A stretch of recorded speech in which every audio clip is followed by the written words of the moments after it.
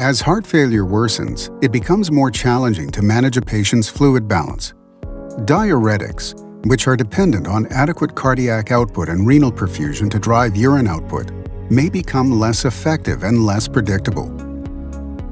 With heart failure, reduced blood flow activates compensatory mechanisms that drive salt and water retention by the kidneys, reducing urine output and increasing intravascular volume. Higher venous pressure follows, leading to movement of fluid into the extravascular space, presenting as swelling in the extremities, ascites, and/or shortness of breath. Diuretics alleviate these symptoms by increasing urine output, which reduces intravascular volume and venous pressure, pulling fluid back into the intravascular space, reducing edema and other signs and symptoms of heart failure.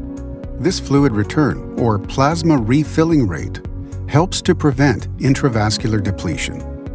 However, the effects of diuretics are unpredictable. If the urine rate exceeds the plasma refilling rate, intravascular depletion results, dropping cardiac output and renal perfusion, leading to reduced urine output.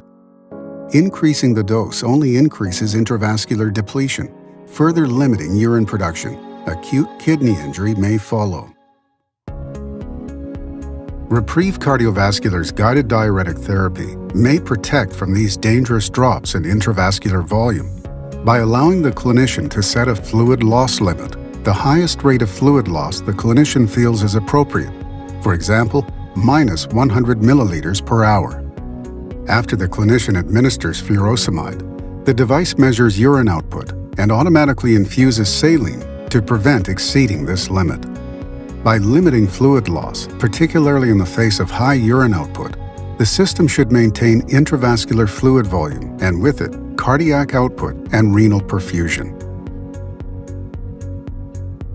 Initial clinical experience suggests the therapy may also increase urine output, in some cases by over 200%. As guided diuretic therapy drives higher urine output, the fluid loss limit may be increased, allowing for even higher net fluid removal while maintaining intravascular volume. In the future, sensor technology integrated into the system may allow the fluid loss limit to be maximized while protecting from excessive fluid depletion. Reprieve Cardiovascular's focus on fluid management has the potential to establish a new frontline standard for care for congestive heart failure.